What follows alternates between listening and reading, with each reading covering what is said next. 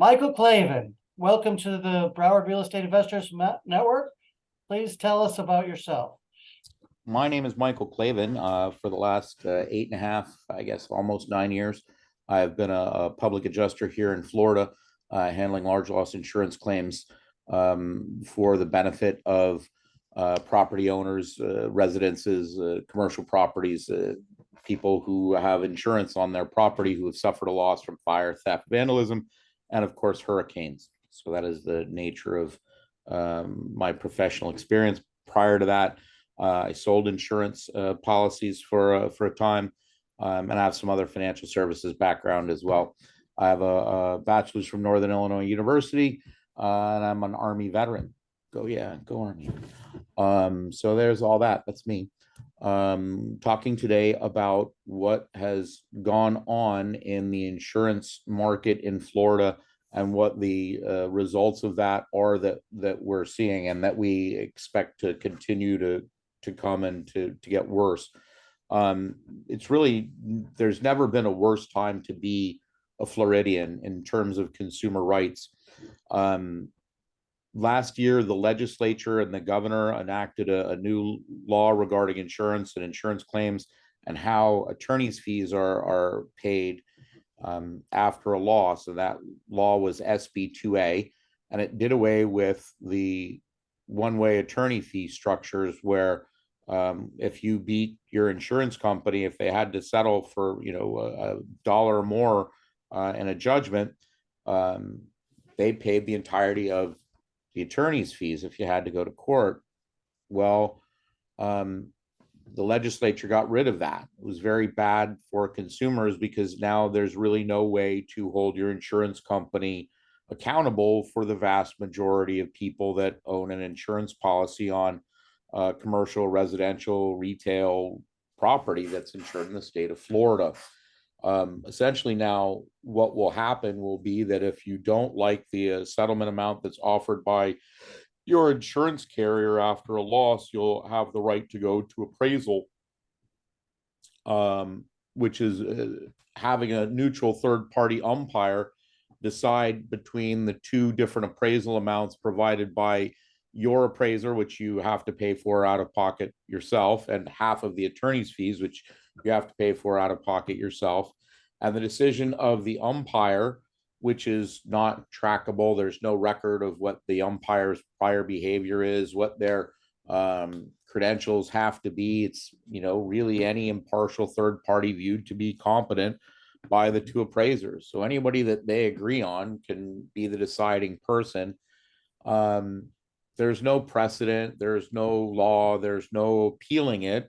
It's final typically. If the appraisal is done, the appraisal is final when the umpire agrees to the appraised amount of any two participants, any of the two appraisers in your claim. If you choose to sue, your public adjuster's fees are going to be 10% after a hurricane, or 20% for something like a fire or a break-in or a vehicle impact to your building. And if you choose to try and sue your insurance carrier, your attorney's fees are going to be 30 to 40%. So really, you could be looking at suing your insurance company and winning, but 60% of what you recover ends up going to your public adjuster and your attorney and other costs that you may have along the way in terms of having to hire an engineer, an architect, or someone else to help prove your claim against your carrier. Good luck. SB 2A didn't do anything for property owners in Florida other than to guarantee that the insurance carrier's rates will continue to increase exponentially year over year for the next several years. It does literally nothing to prevent insurance carriers from raising rates or to slow the rate at which they request raises. And since the law requires and banks require that you have insurance on a property, it's essentially an unlimited theft, because really you're not getting the benefit. You're never going to be made whole from your insurance policy if you dispute your carrier in any way. So that's the state of insurance. I did some math regarding my own homeowner's insurance. When I bought my place in 2018, I think my homeowner's was about $3,400. Same property 5 years later, my homeowner's insurance this year was $9,980. I did some further math, and based on that rate of increase year over year, in about 4 years, my homeowner's insurance is going to be about $35,000 a year. Wow, speechless, every one of you. I am too, looking at that bill. The property insurance crisis is numeric. And if you're looking at what's going on in Florida and you have those costs that you're adding into your property costs,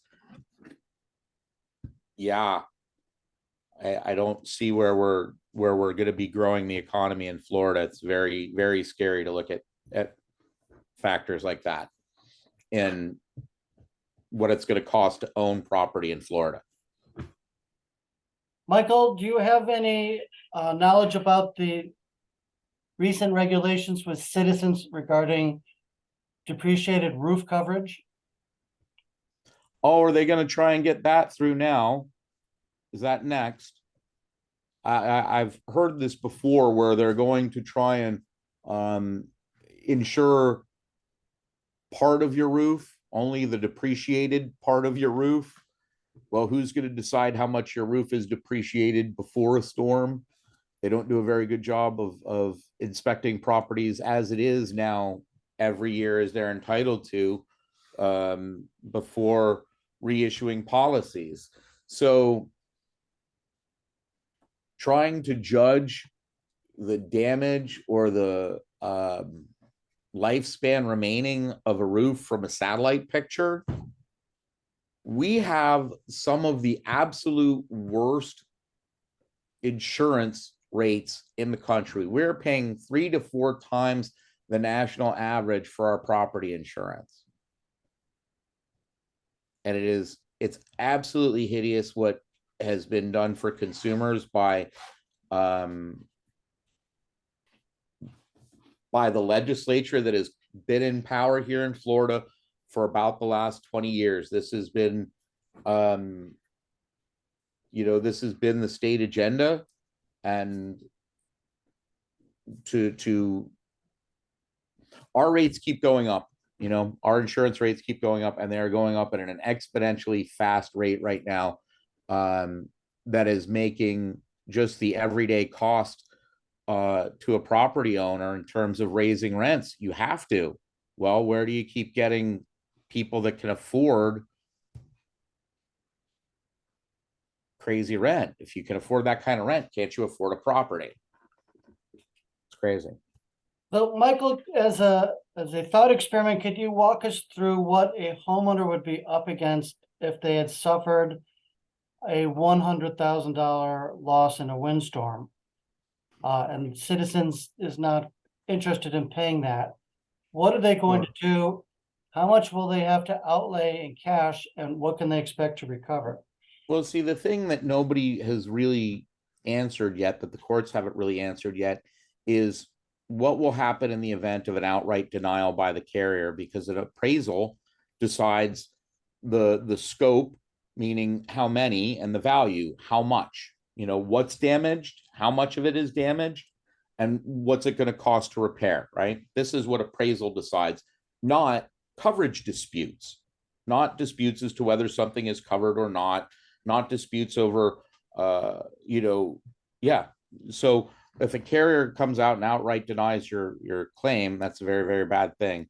But let's say that you have a nice home, you have $100,000 worth of damage after your hurricane, you have a 5% hurricane deductible. So you have a $350,000. Geez, that's cheap. $350,000, 2-bedroom, 2-bath in the burbs. You have a 20%, you have a 5% hurricane deductible. So you have 5, 10, 15. You have 17.5 for your hurricane deductible. Your claim, we think, is about $100. It's your roof and some other things. Your carrier comes back, and this is what's going on now with a lot of homeowners. they've closed out 200,000 claims in Florida from Ian, that they either outright denied or said were damage under deductible, right? So let's say that your carrier does acknowledge the loss and says damage under deductible. Well, then if you have a dispute, you're going to want to hire a public adjuster or somebody to represent you, like an attorney. These are the only two people that can, professions that can represent you in Florida.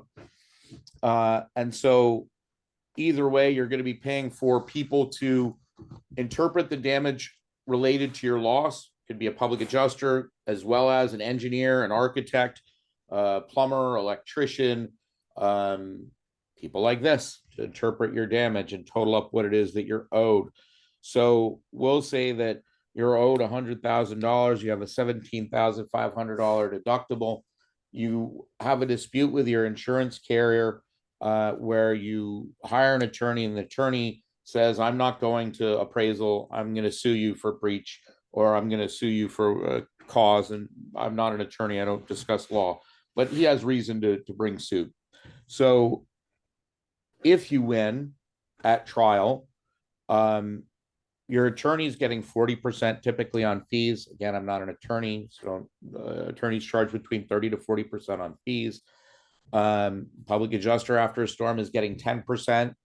So you're looking at 40 to 50% after a storm in terms of what you're going to recover from your insurance carrier after your loss coming to you for your recovery. So if you have damage after a hurricane, if your carrier doesn't pay you or they underpay you, any way that you end up disputing the carrier is going to end up costing you, the consumer, out of pocket to cover those costs, to go and get more money from your insurance carrier. So even in a situation where you made it to court, you had a $17,000, 500, 17,500 for deductible. So what's that? 17,500, 22, excuse me. Yeah, 82.5 is your total gross recovery from the court, of which you're going to end up giving up 50% to the attorney and the public adjuster. Your net recovery is about 40%. Your net recovery is 50% of the remainder, but it's really only about 35 to 40% of the total of your loss. So you're paying all of this money for premium and coverage, but in the event that the person that comes out to evaluate your loss had a bad cup of coffee that morning, didn't sleep well at a Holiday Inn Express that night, doesn't like the color of the sky this morning, whatever reason, decides that your claim is, I have just fill out the paperwork. Maybe you remembered the wrong house, who knows? But if you have any type of dispute now with your insurance carrier over what you get paid on a claim, it's going to cost you a lot of money. And if they don't get it right the first time, it's going to cost you a lot of money. Yeah, pretty horrible to think about. So under that scenario, the insurer would get approximately 40% of the assessed damage. Yeah, you end up with about 40%. So what are your cures and your remedies, right? What do we do to really be protected against that? Obviously, I don't know if I'm supposed to view this as a silver lining because it doesn't look that way, but really the best thing to do is call a public adjuster right away, because they're the people that should be most adept at documenting your damages.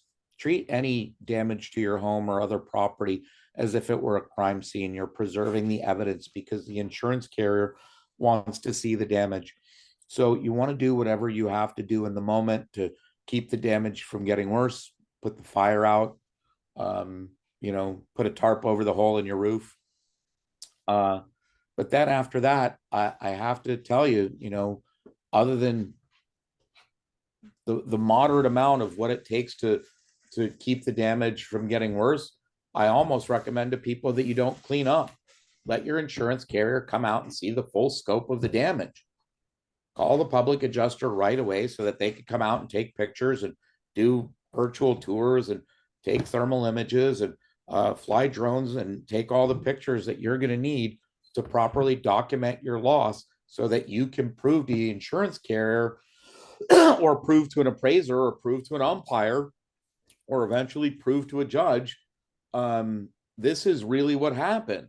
And I know it sounds like, horrible, but whatever you do, don't put the fire out before you take pictures of it actually on fire. Be that kind of horrible human being that takes those pictures, because that's really almost what you need now to prove losses to your insurance carriers, and to get paid for your damages. And it's a real shame what's going on that way in terms of our property market, and our insurance. And it's definitely going to affect us all as property investors and consumers, in the years to come. If we get a storm anywhere in the anywhere anywhere in the future, anywhere in the state, it's going to be mayhem. It's going to be utter mayhem as carriers just don't pay claims, and people are stuck with damaged property after damaged property that are going to end up driving our foreclosure rates, which we're already seeing going up down here as well.